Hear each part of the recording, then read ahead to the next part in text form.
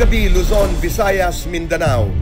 Ang tanong ng Pilipino, sagot ng Cayetano in Action with Boy Abunda. Ako po si Marlene, 49 years old, taga Las Piñas, Kuya Alan. Gusto ko lamang po itanong, pinagbentahan ako ng lupa na napapagitnaan ng ibang property nang nagbenta sa akin. Pwede po ba ako mag-demand ng right of way sa nagbenta ng lupa sa akin para naman may daan ako palabas sa public road? Kuya Alan? So, depende ang sagot. In all cases kasi, pwede ka magkaroon ng right of way. Kung ang property binili mo, ang pinaligiran to ng lupa na iba may-ari, ang may-ari hindi yung nagbenta sa'yo ng lupa mo ngayon, then pwede kang humingi ng right of way, pero magbabayad ka.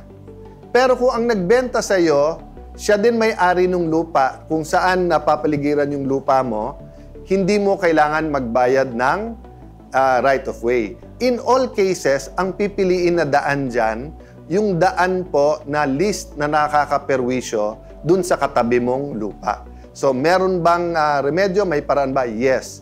Pero yun nga, mas maganda kung bago binili, nagkaroon na ng linawan na kasi nga, yung delay at saka yung usapan, magkano, saan dadaan, medyo mabusisi yan. Maraming salamat po. Ang usapan lang namin, yung sa bahay lang. Nagpatayo pa ng bahay yung anak niya eh. Wala kaming usapan na ganyan. Lahat ng sinasabi nila.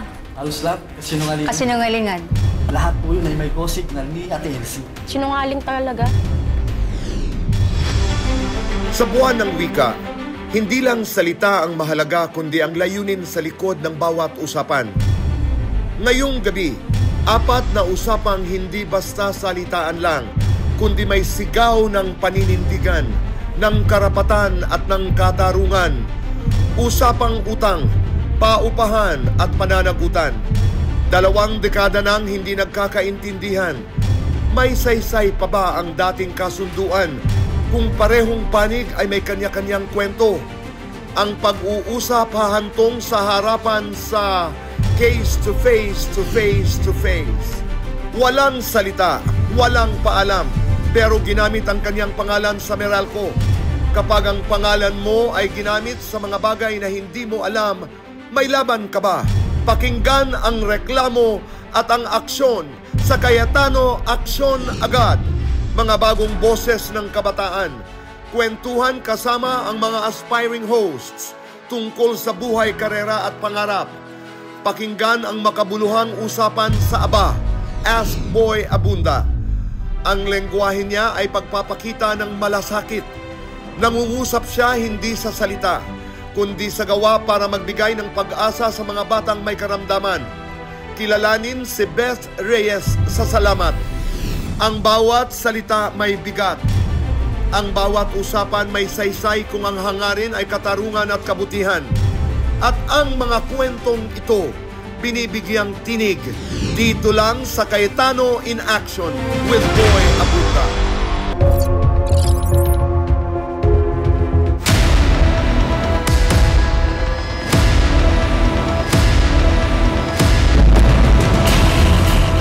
Tayo po ay nasa case to face dito po sa Cayetano in Action with Boy Abunda. At narito po para dumulog at humingi sa atin ng payo at solusyon para sa kaayusan ay si Nanay Elsie at si Dayan. Ano ang inyong reklamo, Nanay Elsie? Yung anak pong nag-illegal squatting sa lupa ko. Ang usapan lang ho namin ng magulang, yung bahay lang na magulang. Kasi hindi po ako nakatira sa Novaliches eh. Sa Tandang Saura ako nakatira kasi nag-work ako. Pagdating ko po sa Novaliches, may bahay na yung anak na doon. Ito yung 70 square meters na pinatatayuan ng bahay nila Mang Ruben. Opo. Okay, at Aling Juanita. Sino itong anak na sinasabi niyo po na nagtayo ng bahay? Si Rodel. Nasa loob ba noong pinauupahan yung lupa? Yung lupa ho namin, sinakop na ng magulang nila ng kalahati. Ang usapan lang namin, yung sa bahay lang. Nagpatayo pa ng bahay yung anak niya eh, na wala akong alam. Alam po nilang nakatayo yun at may go signal niya bakit po. Dating kubo po yun eh. Wala kaming usapan na ganyan. Hindi ko kayo nagtanong kung bakit. Tinanong ko, bakit ka nagpatayo ng bahay ng anak mo na wala tayong usapan? Sabi ko, magbayad na lang. Wala naman binabayad sa akin. Sabi ng tatay, uupa. Wala naman binabayad sa akin eh. Kaya, nung itong August, last year, pinaalis ko na ho. Pero bago ko pinaalis, pumunta muna ako ng barangay. Kasi hindi naman ho nagbabayad sa akin eh. Pumunta ako ng barangay na paalisin ko yung anak. Kinandalo kayo sila, siya pinapaalis. Sabi sa asawa niya, lumabas ka rito, babalian ka ng leeg. Ngayon, di napaalis. Pero sabi ko, hindi po pwedeng hindi magbayad sa akin yan kasi 12 years siyang tumira sa lupa ko.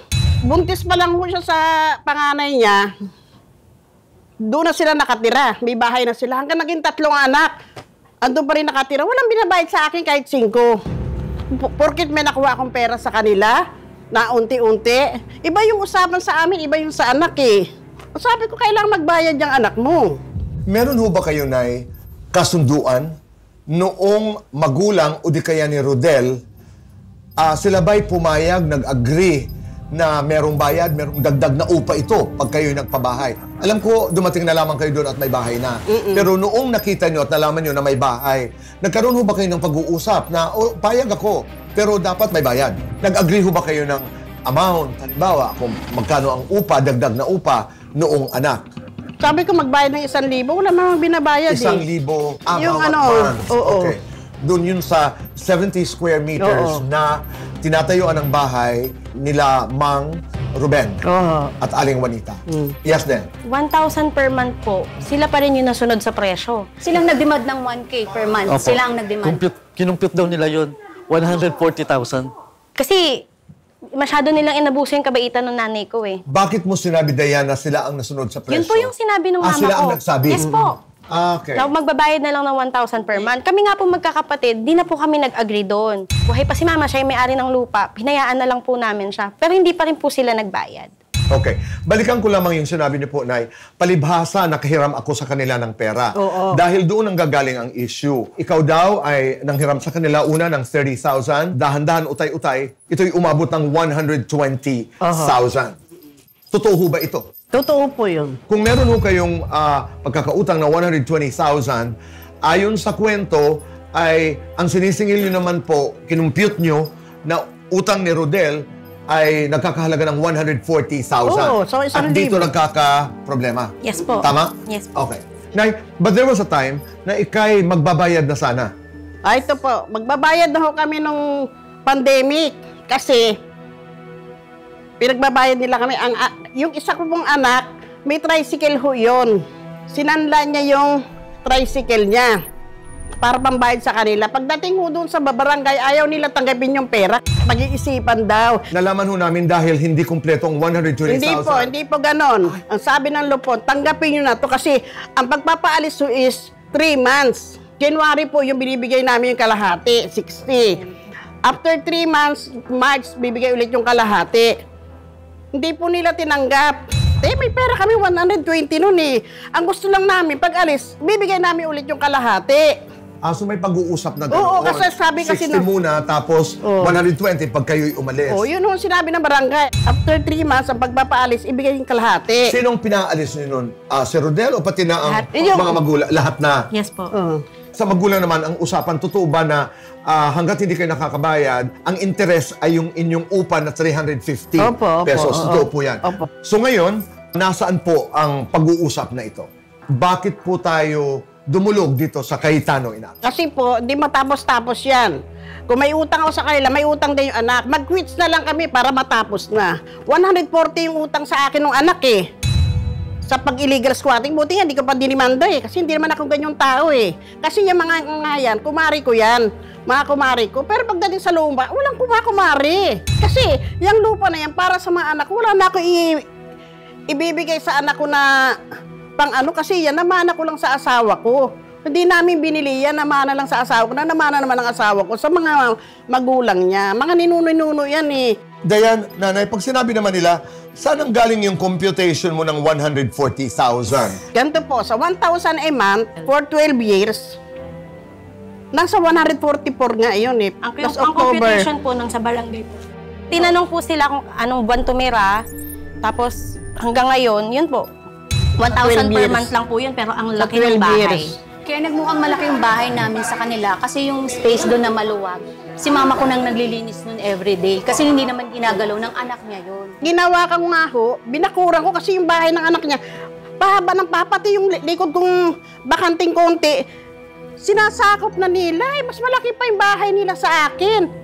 Tapos, mas maganda pa yung bahay nila sa akin. Yung bahay ko, semento lang, hindi pa nga finish yan, hollow block lang eh. Hindi ko pa mga magawa kasi wala akong pera. At saka habang dinudulog na po yan, pinapaalis na sila ng barangay. Paganda pa rin po sila ng paganda ng bahay. Naririnig ko po ang inyong kwento. Mamaya ay makakausap natin si Kuya Alan at tingnan natin kung paano masusolusyonan ang problemang ito. Tito Boy, hindi naman daw po sila nag-usap-usap na meron talagang 1K na renta para dun sa lupa. O pinahintulutan naman daw po sila With permission yun, Tito Boy, kasi parang, sige, magpabato kayo dyan, ganyan. Kasi eventually, sa inyo din naman yan ibebenta. Okay. Mukhang lumalabo itong usapang ito dahil parang sinasabi niyo ay kabaligtaran ang Opo, sinasabi. pinapabulaanan po nila lahat. Maraming salamat sa inyong dalawa. Hello, Rowena, Rodel. Maraming salamat. Narinig niyo ang aming pag-uusap kasama si Nanay Elsie at saka si Dayan. Opo. Ano ang inyong reaksyon? Lahat ng sinasabi nila, Halos lahat kasinungalingan. kasinungalingan. Lahat po nang nangyayari sa bahay ng nanay ko, pati dun sa kwarto na tinutuluyan ko, lahat po yun ay may go signal ni Ate Elsie. Sinungaling talaga. Hindi po lahat mangyayari yung magagawa yun nang walang go signal niya. So, verbal ba ito? May kasulatan ba ito? Verbal po. Verbal na Okay, lang po. alright. Hindi po Yung daw iba. niya alam na nakatayo yun. Oho. Pero pag may okasyon po sa amin, nandun sila, pag Pasko, nandun din po sila. How Nakikita po come hindi nila. niya po alam yun? Eh, yung wedding nung kapatid ko, nandun na yung kubo. Si Dayan, ninang, how come na hindi niya alam yun? Hindi nila alam na may bahay na doon. Hindi yun bahay. Nung kasal ni Rodel, hindi pa yun bahay. Hindi pa. Hindi yun bahay. Tanong, pero meron bang permiso noong mula naging kwarto yan hanggang naging kubo at ngayon the impression that I'm getting is bahay na. Bahay na ba ito? Kwarto na. Kwarto Mali. na. Kwarto. Pero nakahiwalay ba ito doon Yes, sa bahay ng hiwalay sa inyong mga bahay. magulang? Hindi ito mukhang bahay. Mukhang kwarto lang talaga Mukhang kwarto ito. lang talaga. Napag-usapan niyo ba na may karagdagang upa ito? Wala po. Wala po. Ang kausap po ni Mama dyan is yung mag-asawa. Namatay na Yung po kasi yung magulang. babae. Wala namang alam yung mga anak eh. Pero last year lang po sila naniningil sa kapatid ko. Doon lang nagkaroon ng usapin na magbayad kayo ng 1,000 per month. Saan ang galing yung 1,000 per month? Sa inyo o sa kanila? Sa Sa kanila. Hindi ito nanggaling din sa barangay? Hindi ito Hindi rin nanggaling po, sa hindi rin po. kahit sinong mediator dito? Okay. Nung nagkaharap daw kayo sa barangay, may dala silang 120,000. Pero kayo nagdesisyon na hindi tanggapin ang Ganito pera. po kasi yun. 60,000 ang gusto nilang ibayad. Ang talagang usapan namin is 120 ang babayaran nila ng buo. 60K, ayaw din po ng mama ko kasi gusto niya buong 120, then bigyan man lang kami ng 1 year na Palugit. parang palugit para makaalis kami dun sa bahay namin. Kasi pandemic time po yun, pandemic. Senior yung parents ko eh. September 2020. 2020. Then, nagalit yung lupo nung nakaraan kasi sinumo na naman siya. Ang nangyari, sabi ng lupon sa kanya, 120 na pala yung dala mo, ba't hindi mo pa binigay ng buo? Kayo pa lang may problema, hindi sila. So, hindi sana tapos na yung problema ninyo, hindi tayo paulit-ulit dito. So, bali, kung tama ang aking pagkaunawa, hindi totoo na 120,000 ang kanilang dala. Dahil kung 120,000 pesos ang kanilang dala, tinanggap nyo. Yes po. At ang hinihingi nyo, ang ibinibigay sana nila ay 3 buwan daw para ang inyong pamilya ay lumisan doon sa lugar. Ang hinihingi ng inyong mga magulang ay 1 taon. Yes po. So, nasaan ngayon itong kasong ito sa inyong pananaw? Actually, sabi nila, dinemanda na nila kami. Nasa higher court na yan. Wala naman pong ganon. Maganda ang reputasyon ng pamilya ko. Masisira lang dahil lang dito. Nasa 120K lang. Namatay po ang mama ko dahil dyan. Sa stress niya po dyan. Tapos yung kapatid ko nakaratay po, 5 months na ngayon sa lung center. Kasi nga po, sa stress din dyan. Kasi tuwing susugod sila, hindi naman po palawa yung kapatid ko. Tuwing susugod sila, nagmumura sila, nagwawala sila, pinalalayas nila. May video pa Last ako nun. time, yung asawa niya po, sinabihan ni Elsie na, lumabas ka rin dyan, babalian kita ng liig. May video po kami. Wala kang sinabing babalian ng buto. Wala akong sinabi. Sobra naman. Actually, siguro mabait naman talaga yung parents niya. Siguro just because of the pandemic, nagkaganon yung utak niya. Close po kasi. Sobrang close po eh. Ninang sa kasal, ganito. Abay, ninang ulit ng anak ko. Parang, ha? So anong nangyari? Yun nga po yung tanong. Hindi rin namin alam. Ba't Anong biglang nangyari? naging ganun? Ang ganda po. Sabi, ang pangako talaga sa parents ko, kayo din ang bibili niyan someday, kaya pabato nyo yan, bahala kayo. Bakit ngayon? Nabenta na namin sa iba yan, may bibili ng iba niyan, ganitong presyo. Tapos malalaman lang namin, binibenta rin dun sa kamag-anak na sa murang halaga lang. Kayo ba ay willing na umalis doon sa lugar? Yes Opo. po, from the start, opo. Sa anong kondisyon? Bayaran yung 120 na utang. At bigyan tapos kayo ng palugit, opo. Palugit po, kasi gigibain po namin yung... gaano katagal? 1 year pa rin po yung nare-request ni Papa ko eh. Para sa aming magkakapatid yan, hindi para sa ibang tao. So wala ho kayong plano ibenta? No. Ang naririnig ko ngayon ay itong isang pagkakaibigan na tuluyan ng nasira. Yes po. Mamaya ay kaharap natin ang mga abogado at sa Kuya Alan at tingnan natin kung saan tayo mapupunta. Opo. Tito Boy, yung pagpapatayo daw po nila ng bahay doon, wala naman daw po talagang go signal yun. Kaya nasasabi nila na nag-squatter sila doon. Tsaka parang sila lang daw po yung nagdesisyon doon. Tapos wala po talaga silang balak na ibenta sa kanila. Kina-claim nila na 60 lang daw po yung ibinabang pera. Sinasabi po nila na 120K daw po buo yung Lupon binigay pa daw po nila. mismo yung nagbayad sa harapan. Pero ako nalulungkot ako dito kasi ngayon ko na-discover lamang na magkakaibigan pala talaga ito. Opo. Kaya tingnan natin kung saan mapupunta itong pag-uusap na ito. Kaharap ang ating mga abogado at si Kuya Alan. Dito pa rin po sa Case to Face sa Kaitan and Action with Boy Abunda. Kami magbabalik po. Ito po ang harapan dito sa Case to Face. Narito po ang nagrereklamo, si Nanay Elsie at Dayan. At ang inirereklamo naman ay si Rowena at Rodel. Kuya Alan? Naghalo na yung issue sa renta, aminin natin, nagka-personalan na rin ng konti. Fast forward tayo. So ano makakatanggap-tanggap sa inyo na outcome, Ate Elsie? Ang gusto ko na lang mangyari kasi sa tagal ho, mag-quits na lang kami. May utang, ako sa kanila, may utang siya sa akin, quits na lang ho. Kayo naman, pag binayaran kayo ng 120, tapos palugid na lang para umalis. Yes po. Okay. Paano yung gastos na dun sa tinayo nyo? Yun nga po kaya naging mas masalimuot eh. Kasi gusto nilang mangyari, iwan yung bahay doon, sa kanila yon. Tapos umalis kami, which is hindi ayaw ng mama ko, iiwan yun, bayaran ninyo. Doon lalong nagkagulo nung ayaw nilang bayaran yun kasi nga nalakihan sila. Pero para sa inyo, bayaran lang yung 120, tapos na. Tapos gigibain po namin yung bahay. Tapos lilipat na lang kayo. Yes po. Okay. Tanong po, ibebenta nyo yung lupa para rentahan? Hindi po, para sa anak ko lang yun. Sasabihin ko sana kasi kung ibebenta din at pareho naman yung presyo, baka magkaayos. Ito ang legal remedies nyo, ha? Pag nag-file sila ng ejectment, tatagal ng konti, pero eventually, lupa nila yon. Pero, kung talagang may utang sila sa inyo, mababayaran kayo. Pero kung may utang din kayo sa kanila, mapapaalis din kayo at ima-minus yung utang niya sa utang ninyo. Pero, gagastos kayo sa abogado. Kung ako naman po abogado nyo, Ate Elsie, ang sasabihin ko naman, unang-una, yun nga, kukuha ka ng abogado. Pag nag-file ka ng ejectment, hindi mabilis yun. Theoretically, summary proceedings, kaya theoretically, ibig sabihin, Kuya Boy, summary proceedings, hindi na yung may witness-witness, yung papel-papel. Affidavit nila, kung ano man ang ebidensya na ikakabit, titingnan ng judge yan. Pero marami pa kasing proseso yan, kaya pwede rin tumagal yan. Kailangan nyo patunayan na yung utang is really 144,000. Kasi nga, magte-testimony din si Rodel na kubo yun, pinayagan yun. Maglalaban pa kayo sa korte noon. Ang mabilis is yung tinatawag na small claim court. Dito, basta't mas mababa sa 1 million, pwede kayo magsingilan sa korte.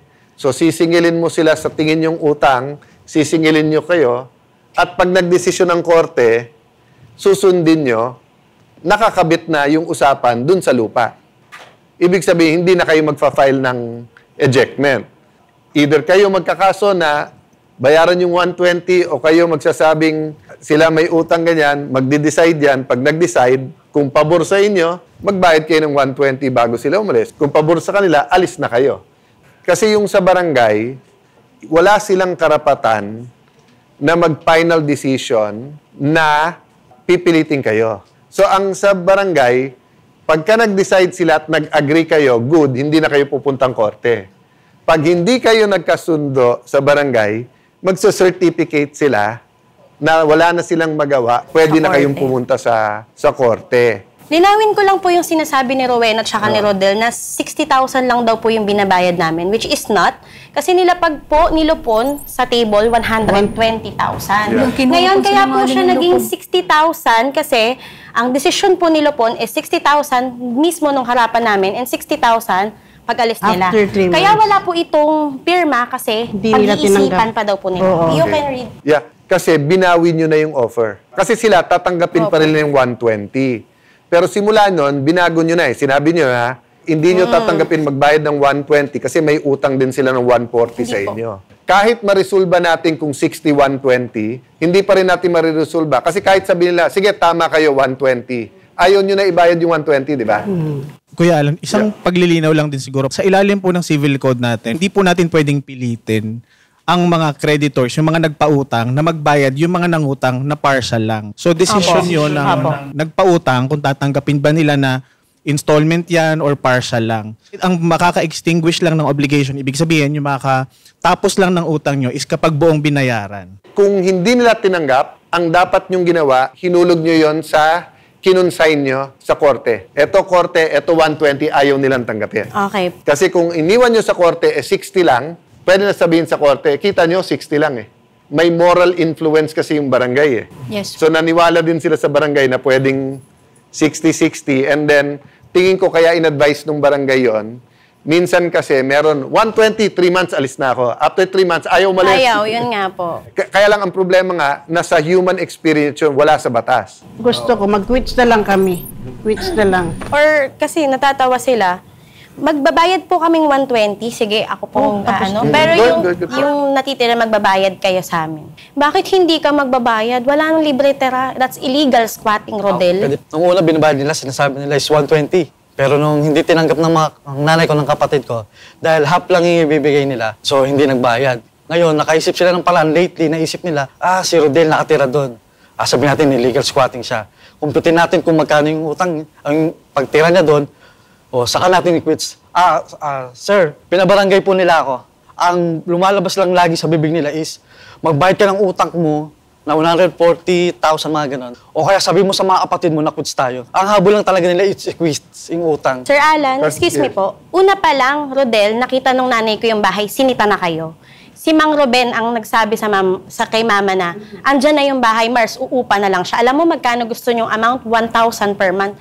Nagagalit nga ako, pumayag mama ko. Hindi pa rin kayo nagbayad, Rodel. Kailan yon? Kailan yun, ma? Okay, hindi mo nga maalala kasi wala. More or less lang, more or less. Di ba? Nakikita nung klase. Nung sinabi yung 1,000 na lang. Ano ka, wag ka magpalit ng personalidad na sa TV ka. Was that 12 years ago or hindi naman? Kailan, ano bang year yun? Nakalimutan ko ano. Basta sabi ko sa kanila, magbayad na lang sila. 2012 po siya tumira eh, 2012. Kaya ko binabanggit yun kasi kung from the start, malinaw yung usapan. Dito, eto renta. Yes po. Dito, ganyan. Here and here, hindi ako matatakot magsabi ng, Rodel, sorry, mali kayo. Pero ang problema, dinidispute nila eh.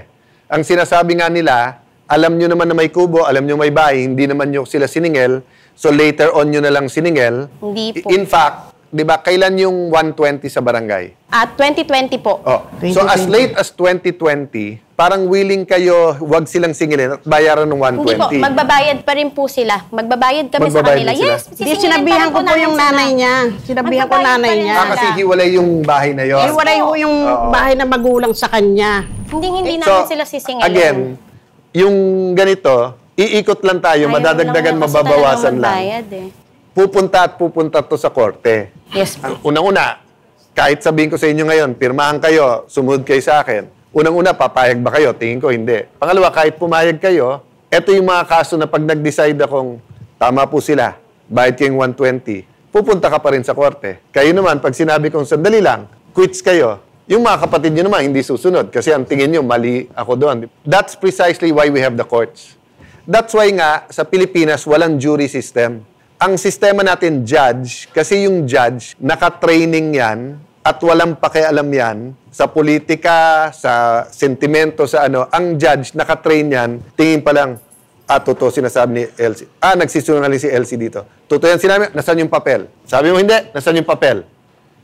Duda ako sa papel, nasaan si Lupon? Lupon, punta ka dito, ano Di ba? So, yun ang training ng judge. From where I sit right now, Kuya Boy, masyadong malayo para maghilahan sa aregluhan Dito, quits. Dito may utang na 120. Ako po honestly, gusto ko po makipag-usap ng maayos. Pero yung attitude kasi nila, hindi ganun Ngayon nga lang kitang-kita na Tahimik kami, sila talagang gigil sila Maraming beses na paulit-ulit na okay kami, pero sila talaga naghihiyaw, nagmumura. Sa akin po bayaran ng 120, bigyan kami ng palugit, kakalimutan namin lahat ng ginawa nila. Babayaran ko 120. Paano yung utang mo sa akin 144? Mag-illegal squat mo sa lupa ko. Hindi kasi... Walang paalam yun, hindi kita dinimanda. Kasi hindi ako gano'n, kasi may pinagsamahan kami ng nanay mo. Ang gusto ko mag-usap na lang tayo, ayaw ko na yung dimandahan.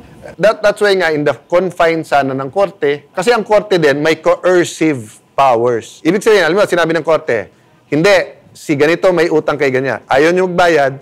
So, halimbawa, kung sabihin ng korte, kayo may utang, pwede sabihin ng korte, kung may pera sa bangko yan, kunin.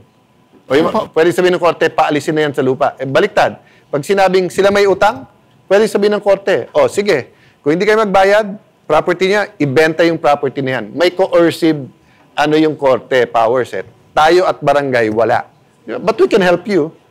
Diba? And then get to the small claims court. Saan ba yung small claims court na yan matatagpuan? Sa Hall of Justice usually. Sa civil cases po, ang nagde-determine po ay yung kung saan nakatira yung mga nagre-reklamo, yung mga partido. Pupunta sila doon sa first level court, Metropolitan Trial Courts, kung saan Quezon City po kayo, ano? Yes, po. So sa Metropolitan Trial Court po na. At alalayan ng ating mga abogado.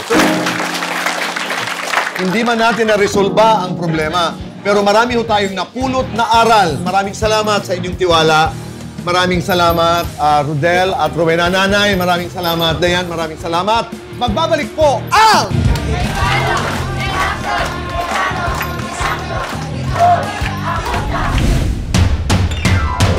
Matapos magharap sa programa, sinamahan ng Cayetano ang pamilya Bernal at pamilya Sapico sa lupon ng kanilang barangay para magkaroon ng bagong kasunduan.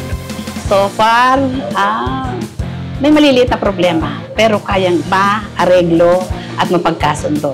Malaking tulong din sa amin yun kasi para ma-finalize nga yung problema namin. Do ayaw nila na sumipot kami magkapatid, ginawa ko pa rin yun bilang panganay na anak para nga ma-settle na yung problema namin, which is sana nga matapos na ngayon. Bagamat hindi pa rin ganap na naresolba ang alitan ng dalawang pamilya, nagkaroon naman sila ng bagong kasunduan tungkol sa bayaran. Ang pinayo ng kapatid niya, yung nasa CFA na 120,000, mag-meet na lang sa gitna. Na kung sakali naman, hanggang magkano? Baka hindi pumayag sa 60,000. Hanggang magkano ba ang kaya nyo? Naitanong naman. Pumayag naman na hanggang 70,000 daw. Marami pong salamat kay Sir Alan, kay Tito Boy po na nakipag-usap at i-counsel kami that time kasi malaking tulong sa amin yun, pareho kami magkapatid. Mas na-enlighten kami na maging makapagpatawad man kung ano man yung naging problema namin. Though willing naman talaga kami na maayos yun. Yun nga lang talaga nandito kami sa point na to. Pero maraming salamat po ulit kay Sir Alan tsaka kay Sir Abu. Ito po ang Cayetano in Action with Boy Abunda. At tayo'y narito sa Cayetano Action Agad! At narito po ang ating bisita, si Julie Vega, na may problema na may kinalaman po sa kuryente. Kasama si Kuya Larry at sila'y magsasalaysay ng kanilang kwento kay Kuya Alan. Kuya Alan? Agad natin i-welcome si Julie. Julie, nakasmile man kami kasi alam namin problema mo, pero tingin namin may solusyon kagad. Pero kwento mo muna sa ating mga kababayan, ano naging problema ni Julie? Nag-apply po ako ng electric last July. Pagkatapos ipasa lahat ng documents na kailangan and requirements, then sinabi sa akin ng agent ko magkano yung babayaran ko, it's 15,000. So sabi ko, cancel na lang. Kasi 15,000, it's hard to earn. I mean, I'm a solo person. So nung una, binigay lang sa'yo requirements, and of course, sinong may ayaw na may sariling, di ba, meter at saka maayos. So, wala ka naging problema doon? Wala po. Nagsama-sama mo? Kinumpleto ko yung requirements. Then after a few months, last week ko lang nalaman na tinuloy pala nila yung application ko without my consent. Paano mo nalaman? Nilalabas ko ng hospital. Nasa bahay lang ako. Ngayon, yung isa sa kapitbahay namin nagsabi na, yung ilaw mo pala, nakakabit na. Sabi ko, ha? Anong kabit?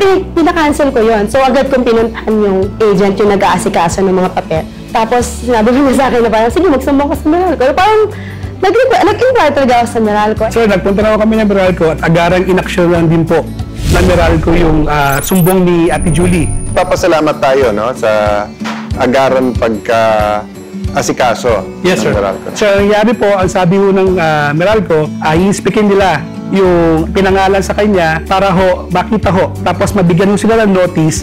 Kung gusto niya i-transfer sa kanyang pangalan, bibigyan siya kung ano yung mga requirements na kailangan i-comply niya. On the second notice, bibigyan siya uli. On the third notice at hindi niya na-comply, yun na po ang termination ng account. Okay. Kuya Boy, alam mo, since I've been in Congress long enough, dalawang prangkisa na ng Meralco ang naabutan ko. At bago nga mag-break, eto namang konektadong Pinoy sa internet, no? Binabanggit ko to kasi nga, pagdating sa tubig, kuryente, internet, ang naging evolution niyan is to recognize yung karapatan ng consumer. Kasi yes, business yan, yes, magbabayad ka, pero karapatan ng bawat Pilipino na mabuhay din ng matiwasay. And paano magiging maayos yung pamilya mo kung wala kang tubig, kuryente, internet, and yun nga, ngayon naman cellphone na. So, meron kang karapatan. Kaya ako man, maso-surprise kung 15,000. Pero naging twist kasi dito, hindi naman yan yung official na hinihingi ng Meralco. Tapos na-submit with your name. Of course, open ang Cayetano in Action with Boy Abunda sa kabilang panig. But assuming for the sake of argument, tama lahat ng kwento mo, ang ano ko dun sa ente, mag-cooperate ka na. Kasi mabait pa nga to eh. Gusto lang niya maayos at wag gamitin ang pangalan niya. So I hope you're okay. Sabi mo, galing ka lang sa ospital. Yeah, I'm good po. Diba? And kung may iba pang assistance, let us know. Pero tututukan natin yan. So kaya Larry, Julie, nasan tayo ngayon? Nag-aantay tayo ng first notice. Opo, Boy Boy. Okay. Ikaw ba'y may balak na gamitin ang iyong pangalan para makakuha ka ng koneksyon? As of now po, hindi eh. Wala po kasi as of now, meron naman po kaming kuryenteng ginagamit. Kasi yung bahay namin is, yung may-ari na may kuryente na. Okay. So, we are okay na po kami doon. Basta kailangan mo ng tulong, sabihin lamang. Dahil aksyon agad si Kuya Larry. Yes, sobrang, So one way or the other, tututukan natin yan. But importante sa amin, hindi ka nga maabuso. Yes. At yung karapatan mo ay protektado. Yan ang mahalaga. Yes po. Julie, maraming salamat. Thank you so much. Kuya Larry, maraming salamat. Salamat po dito po. Yan po ang sinasabi natin dito sa Cayetano in Action Boy Abunda. Meron na tayo. Cayetano, action agad. Cayetano in Action! Cayetano in Action! Boy Abunda! Cayetano in Action with Boy Abunda would like to thank Ensaymada from La Luna Cafe. Come home to a delicious tradition. We're located at 103 ML Quezon Avenue, Hagonoy, Taguig. 7. Visit at B6, Bonifacio High Street, BGC, Taguig. Hi. Welcome to Cayetano in Action. Maraming salamat, Sam. Maraming salamat, Shuvi. Thank you, Tito, for having us. It's a Okay. privilege. Wow. Ang matanong ka. Dinig ko, bago ako dumating dito sa studio para sa Cayetano in Action, meron daw kayo ay gustong itanong sa akin. Ano ba ito? Ayun na. Ito na. Oh, Shuvi. Ayun na nga. Ito kasi masyado kaming curious eh. Paano mo ba ginagawa yung mga short interviews? Kasi from our job, parang ang hirap gawin. Lalo kayong dalawa sa unang hearing. Lalo very limited 1 yung oras minute. eh. May intro, body, tsaka outro ka na dapat. Yes, Tita. And ako, I also do courtside reporting. So yun, mabilisan talaga yung mga... Abang nagpipilian ng mga tao. Oo, ang gulo-gulo na nangyari. So paano mo yun ginagawa, Tito? Sa unang hearing, are there instances when kayo, Anjay, Shuvi, you do very quick interviews without much preparation? Actually, yeah. Most of the time. Yeah, most of the time. Kasi parang sa segments, merong ibang mga questions, pero mas essential pa rin yung biglaan kami nakakaisip ng tanong para mas ma-focus dun sa topic. Sometimes with the CS, parang biglaan din yung tao na gusto nila ipa-interview sa amin. Sometimes it's not planned at all. Pero pag nabigay na dyan, kami na mag-iisip ng questions. That's like for 1 minute. So yun yung usually nangyayari, biglaan kasi live eh. Okay. Silang tatlo po, si Sam, Shuvia, at si Anjay, are part of my house of hosts. What is a house of hosts? Ito po ay grupo ng mga hosts, ng mga batang hosts, bata. Yes. Oo. But we learn from each other. Okay, ganito ang gagawin natin ngayon dahil gusto nyo malaman kung paano gumawa ng mga short interviews. We will do an exercise para ito sa mga bata, sa mga nanay, mga tatay, mga estudyante who are interested to do hosting, who are interested to do interviews. Meron po yan technique on how to do it. Okay, inimbitahan ho natin ang ilan sa mga miyembro ng Maritime. We call them Maritime.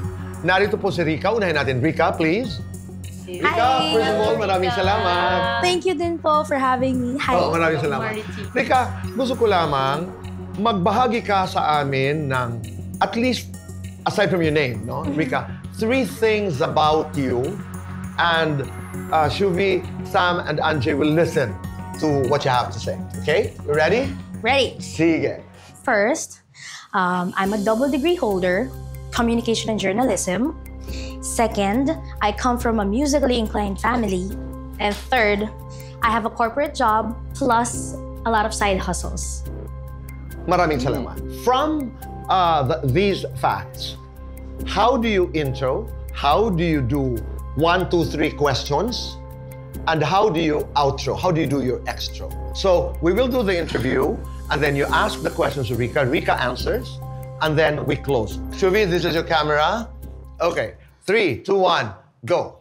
Mga kapusa, let us all welcome a double degree holder and many more. Let us all welcome Rica. Welcome to the show.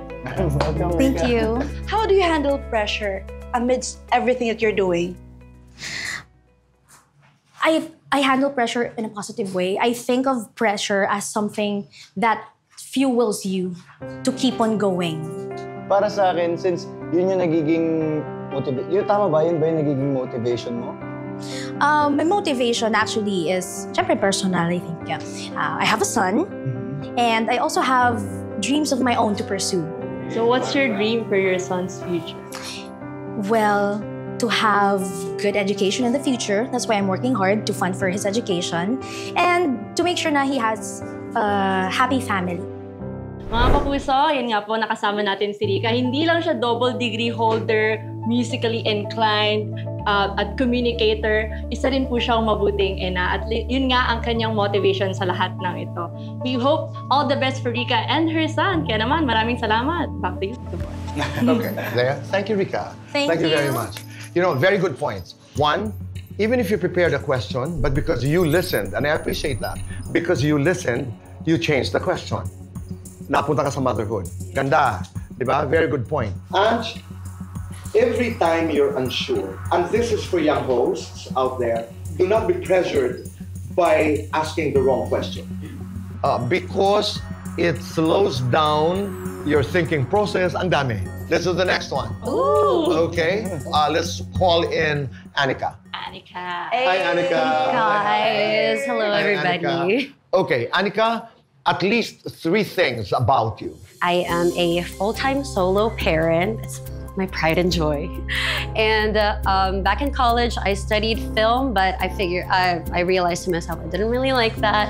And so I now do sales for a digital marketing company based in Pittsburgh. A way for me to de-stress is I have to lift weights at the gym. Thank you, Anika, and welcome to the show, this imaginary show, whatever it is. Go.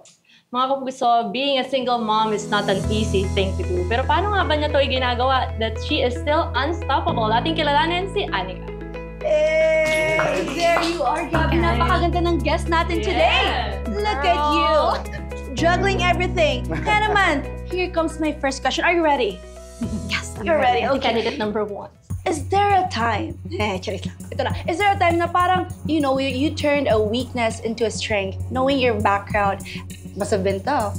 For the most part of it, yes. Because, I mean, being a single mom, obviously, is very hard. There would really be days where you really doubt yourself. Kaya ko ba talaga? Especially when you're alone. But then at the end of the day, you realize nobody else is gonna do it for you, you know? But yourself. Alam mo, I'm curious kasi ang dami mong ginagawa, ang dami na-handle eh. So how do you find time? I'm not a very organized person. I mean, my son is only 2 years old, so I'm you know, I'm trying to be kind to myself na, okay, 2 years pa lang ako nagiging mom. So I don't have like a very organized schedule. Ito na nga ang natutunan natin sa episode na to. Nako, God's redirection is not a rejection. That's it, mga kapuso. See you! Thank you, Anika. Thank you guys. Okay, let's critique ourselves. Were you happy with your... No. No. Why aren't you happy? Parang super short. Like, I don't... No, but there are interviews that have to be super short. You wanna more. Yeah. Diba? Pero tingnan niyo ang lumalabas. By just listening, ang dami mong nadidiskubre tungkol sa tao. Okay, this time let's go to Aya. Hi, Aya. Candidate. Salamat, Aya, Rika, and Anika for doing this. Biglaan po lahat ito. Walang may alam sa amin na mangyayari ho ito. Para klaro lamang, baka sabihin nila pinaghandaan natin ito. Hindi po. Ganito pala dito. Pawis na yung nobody was ready for this. Sige. Aya, 3 things about you. Hi, magandang gabi. Ako si Aya. I am a fresh grad from the University of the Philippines, Diliman, and I took up BA Theater Arts. So currently, I do freelance work. I also do have a corporate job. My last fact about me is I also do advocacy projects to always, engage myself more, tumapak sa lupa, mga ganong aspect. Yeah. Okay.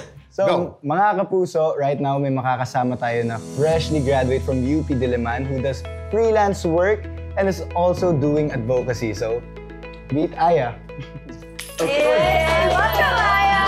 So, actually, Aya, I'm also a UP alumna. So, hello, scholar ng bayan. And bilang scholar ng bayan, bit-bit natin talaga yung mga prinsipyo natin. So, tell us about your advocacy. So, we wanna know more about it. So since I'm a theater major, ang ginagawa talaga naming projects is yung when it comes to gender advocacy, when it comes to feminism. So yung mga plays na kinakaf namin, there are performances curated for a certain advocacy.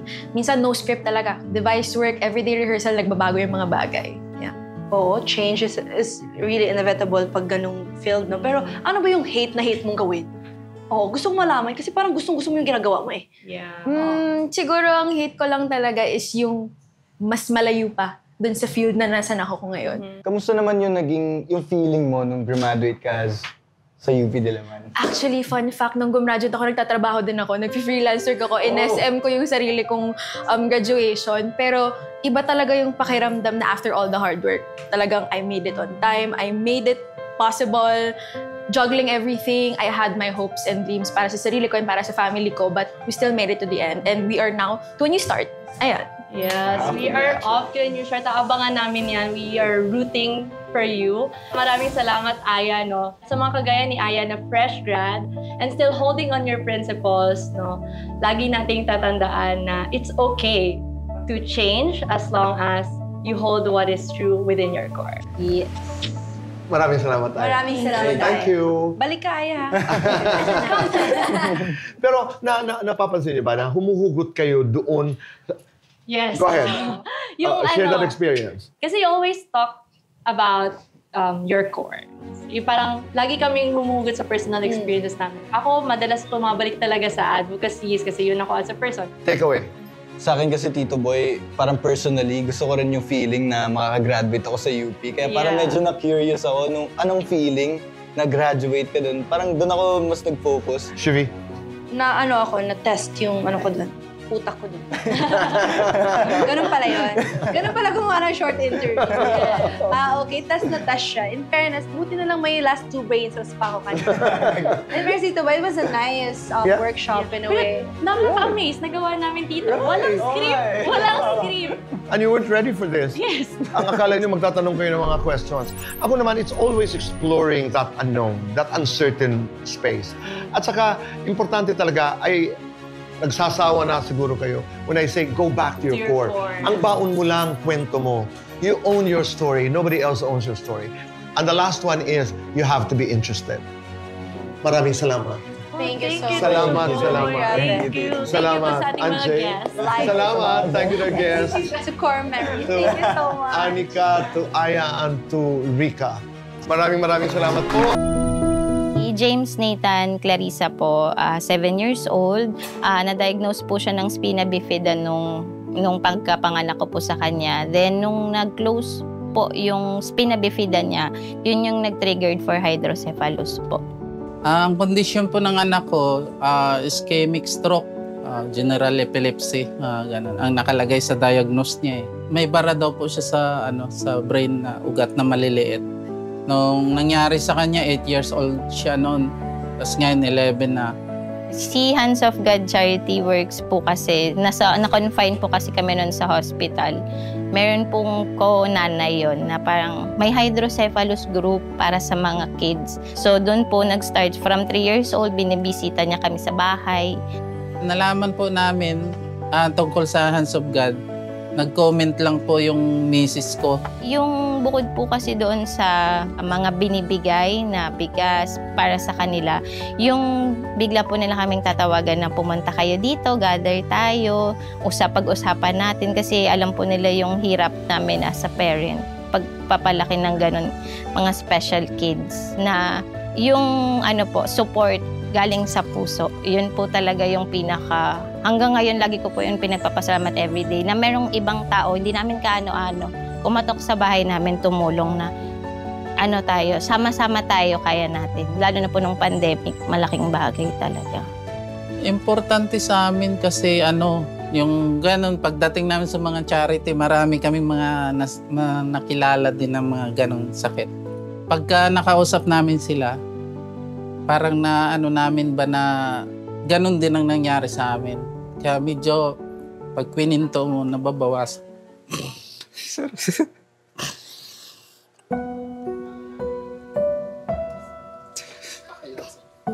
Kasi nababawasan yung sakit. Pag nakausap namin, mahirap kasi sa akin kasi ako kasi nagbabantay sa ospital.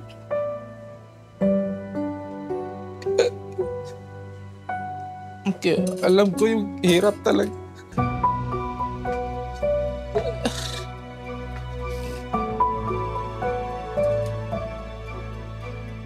Lalo na sinabi ng doktor, wala na siyang hiniga.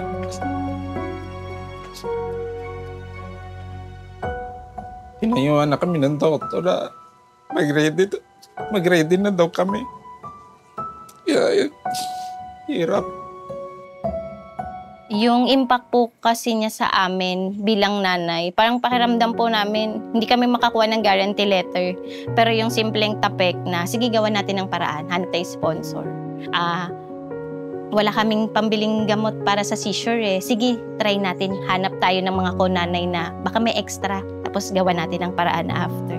Parang yung pakiramdam po na mahirap siya talaga. Hindi ko po maano yung proseso ng kung paano mo siya ihihingi ng tulong sa hindi nakakaunawa. Lalo na pag walang ganyang mga kids. Pero pag po nandyan siya or yung Hands of God mismo na sinasabi nilang kaya tayo na, kung ano yung bigat, pasa mo, paanahin natin, buhatin natin na magkakasama.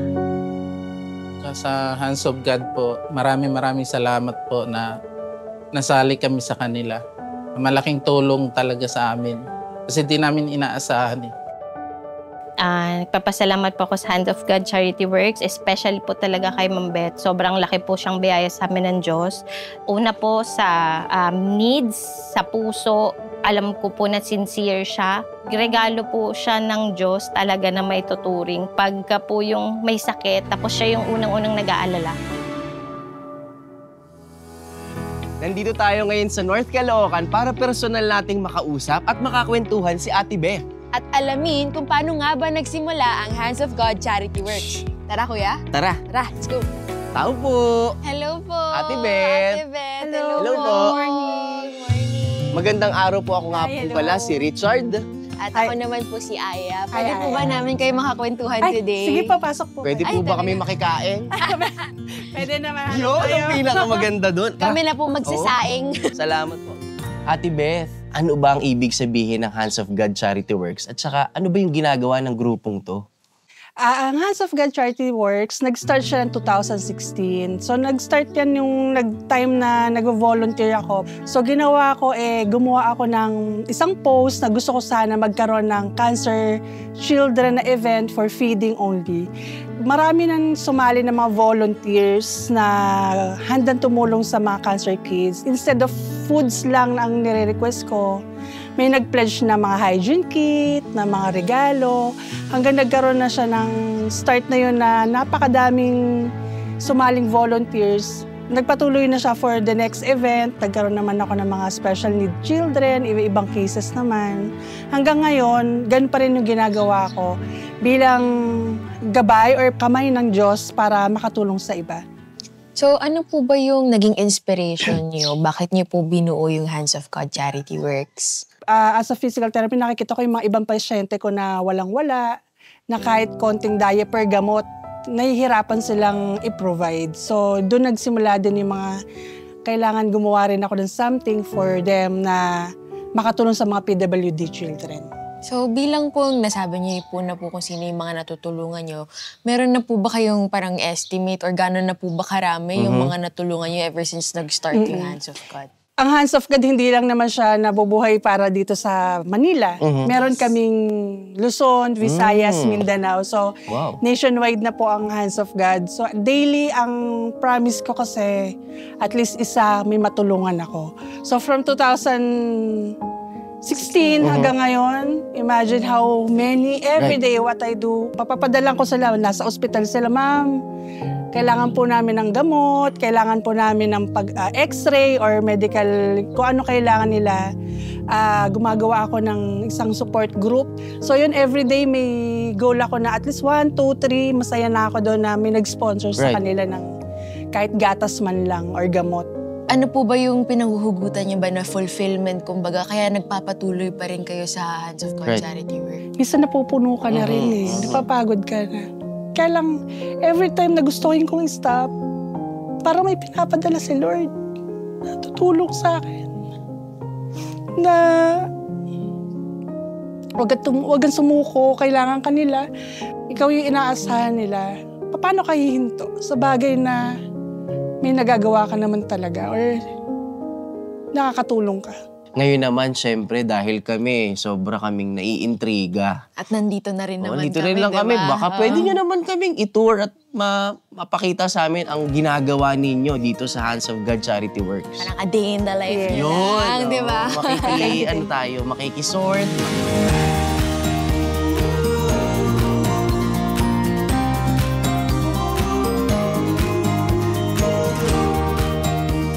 Doon po muna tayo. Hello po, Madam. Richard po ulit. Kasama ko si Aya. Yan, sinama kami ni Ate Beth para magdala sa inyo ng mga biyaya galing sa Hands of God. God bless you!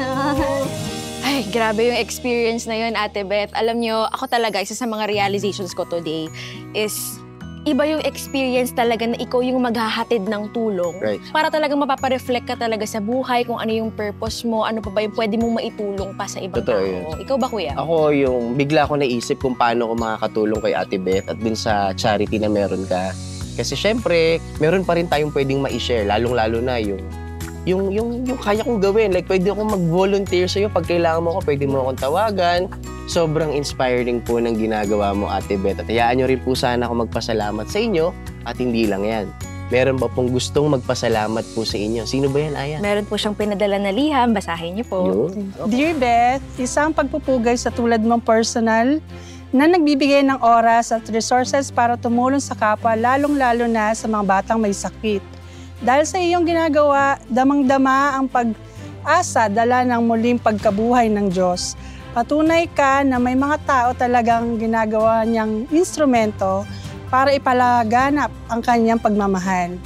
Kaya naman, kasama ni sina Tito Boy at lahat ng bumubuo na Cayetano in Action, with Boy Abunda, lubos kaming nagpapasalamat sa iyo at sa lahat ng mga katuwang mo sa adhikaing ito. Nagmamahal, Kuya Alan Cayetano. P.S. Maaari ba namin kayong maimbitahan sa studio para sa personal na pasalamatan? Yeah. Maaari daw ba? Thank you. Maaari Yes, daw ba? Of course. Anong nararamdaman niya, Ate Beth, dito sa invitation na to? Masaya ako dahil mas-share ko ng advocacy ko sa mas marami pang platform. So, G ka, ma'am. Yes, G na G. G tayo. Ano pang inaantay natin, Aya? Ate Beth? Tara na. Tara na. Let's go. Ito na to. Game na tayo.